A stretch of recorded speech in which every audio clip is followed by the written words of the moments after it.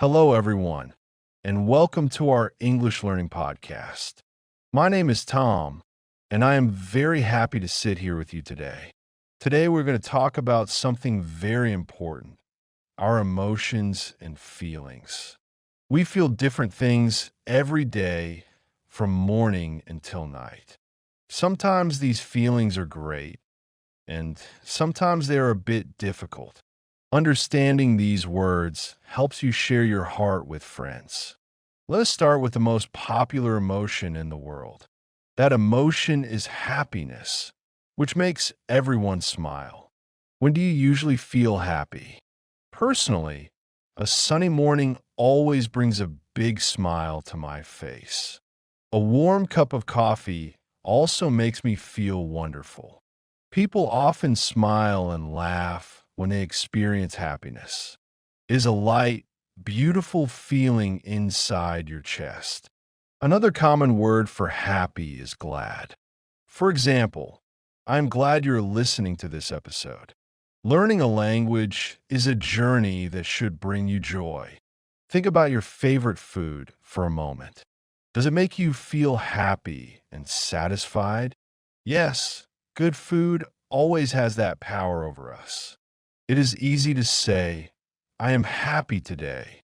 This is a simple phrase, but it means a lot.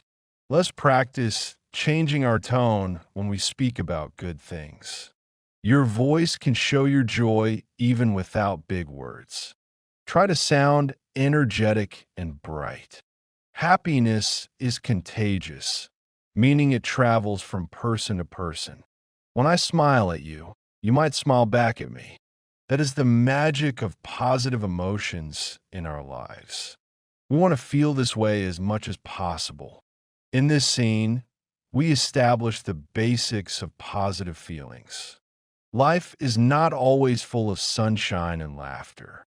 Sometimes we experience sadness, which is completely normal. People feel sad for many different reasons. Maybe the weather is rainy, dark, and cold outside. Perhaps you lost something valuable or missed an important meeting. When we are sad, our energy levels usually go down. We often want to stay in bed and do nothing at all. Some people cry when their hearts feel heavy. Crying is actually a good way to release your pain. Another common English expression for this is feeling blue. If I say, I am feeling blue today, it means I am sad. It is an interesting color metaphor that native speakers love. How do you help a friend who is down? You can say, I am here for you. This simple sentence offers great comfort to a lonely person. Sometimes, listening is much better than talking. We also use the word unhappy to describe this state.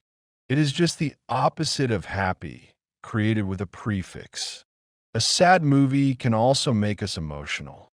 Do you like watching dramatic films that make you cry? I only watch them when I want to contemplate life. Sadness teaches us to appreciate the good moments more deeply.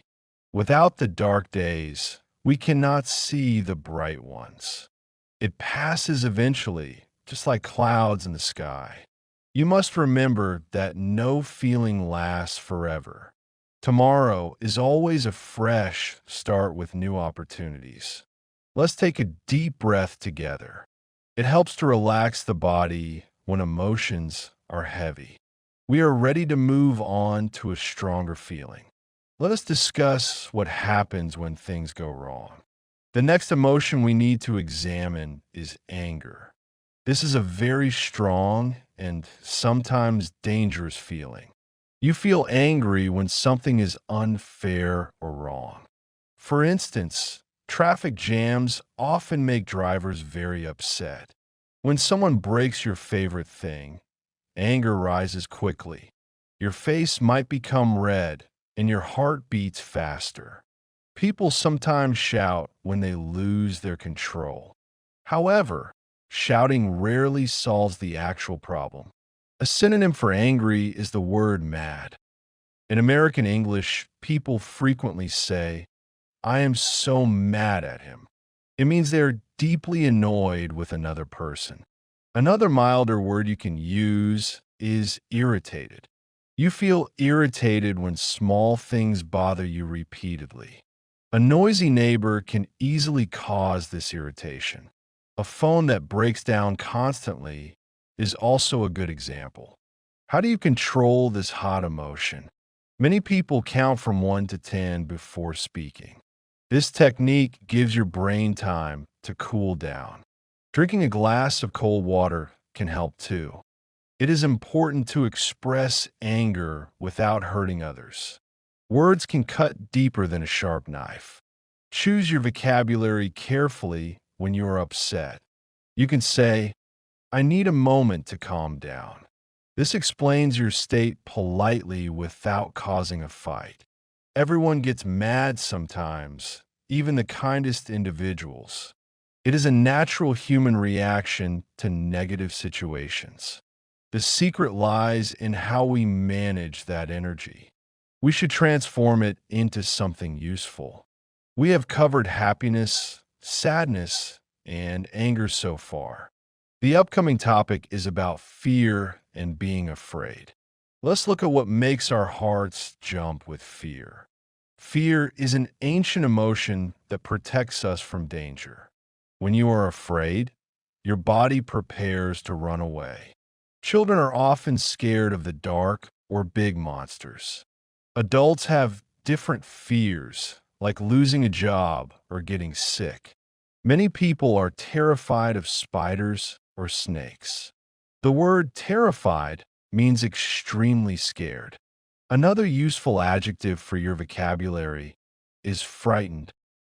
I'm frightened by loud noises at night is a correct sentence.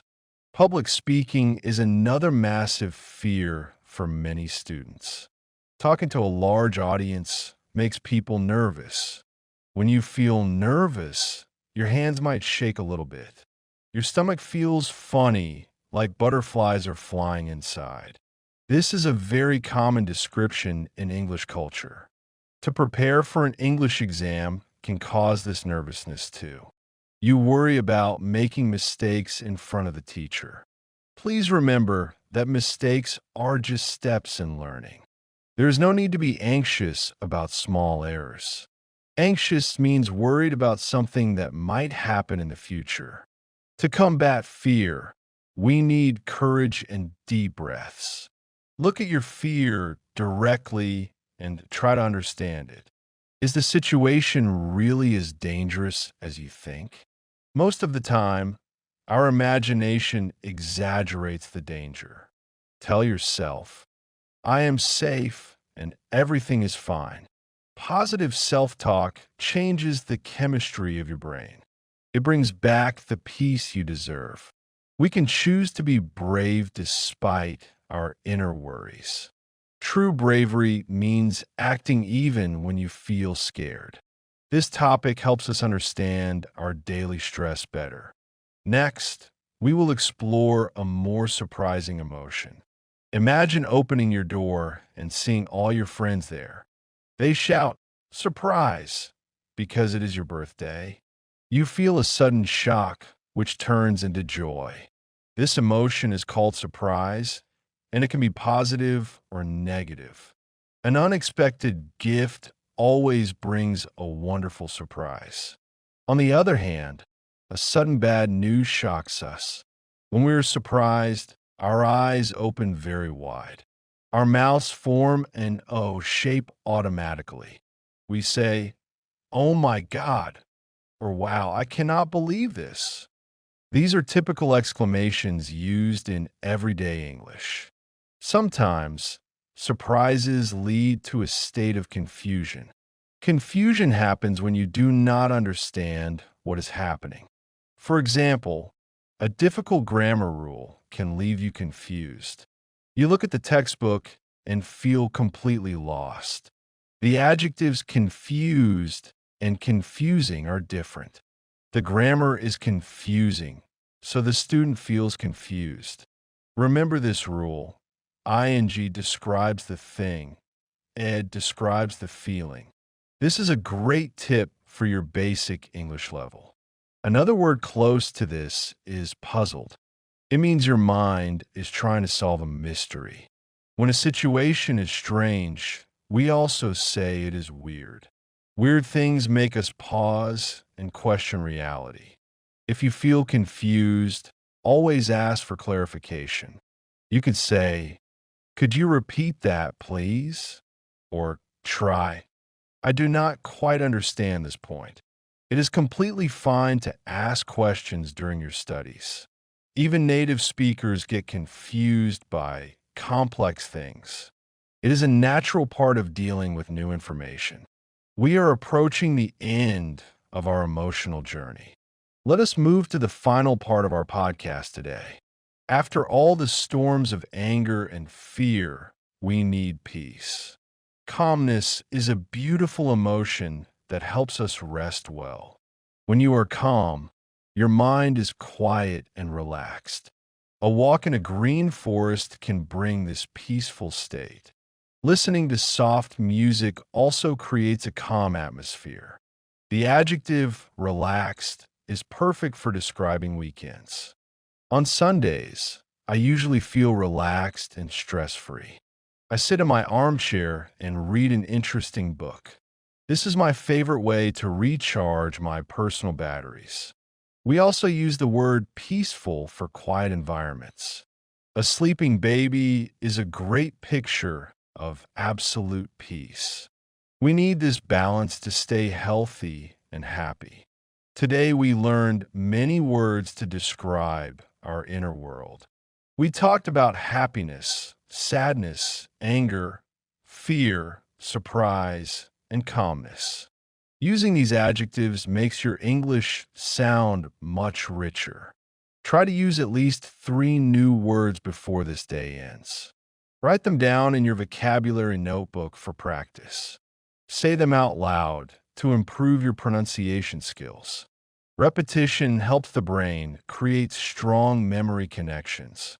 You did a wonderful job listening to this whole episode. Learning a language requires patience and steady effort. I am proud of your progress and dedication today. Share this podcast with other students who study English. Together, learning becomes much more fun and interactive. It is time to finish our conversation about human feelings. Thank you so much for your time and attention. I look forward to our next English lesson together. Have a beautiful, calm, and happy day ahead. Goodbye for now, and take good care of yourself. See you soon in the next episode of our program. Write a comment. 3 best comments get 20 English lessons completely free.